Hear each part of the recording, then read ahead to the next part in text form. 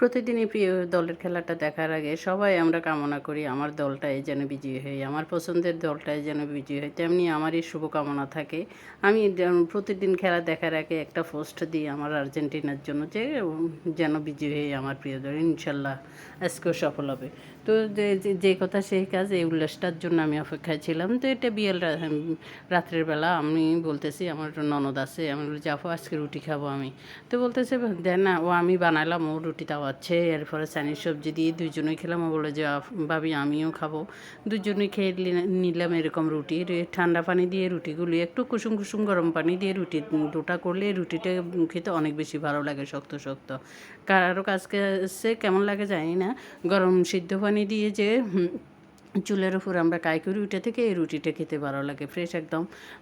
সাথে সাথে মানে গরম গরম খেতে অনেক বেশি দুর্দান্ত লাগে।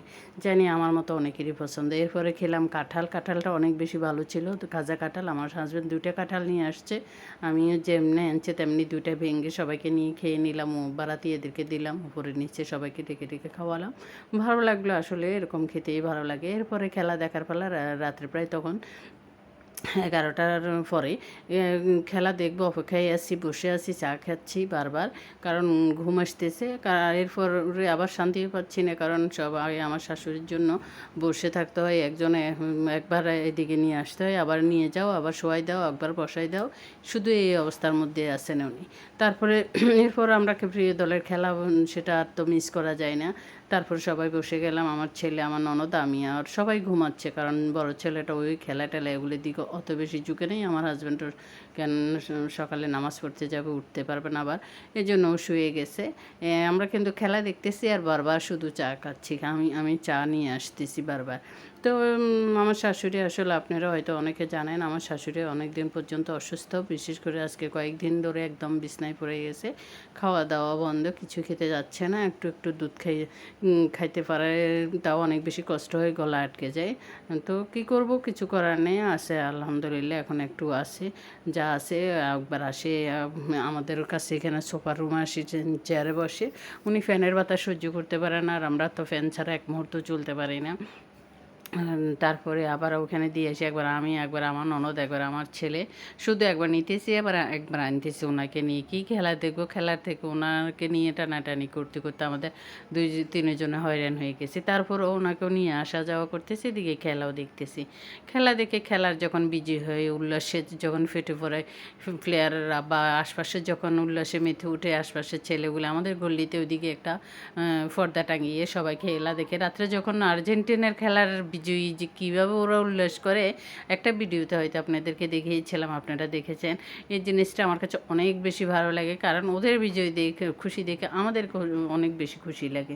তো কার কাছে কেমন লাগে জানি না, আর্জেন্টিনার খেলা বরাবরই পছন্দ, ব্রাজিলও পছন্দের দল, কিন্তু আর্জেন্টিনা মন থেকে সাপোর্ট করি। আর আমি আসলে মন থেকে চাচ্ছিলাম যে যদি আর্জেন্টিনার ব্রাজিল যদি একবার যদি ফাইনাল খেলতে পারতো, তাহলে অনেক বেশি খুশি লাগতো, ভালো লাগতো। তো কারণ প্রিয় 2 দলকে যদি একসাথে খেলা দেখতে পারতাম। কিন্তু মন থেকে সাপোর্ট যদিও করি আর্জেন্টিনাকে, বরাবরই আমি আর্জেন্টিনার প্লেয়ার সাপোর্টার।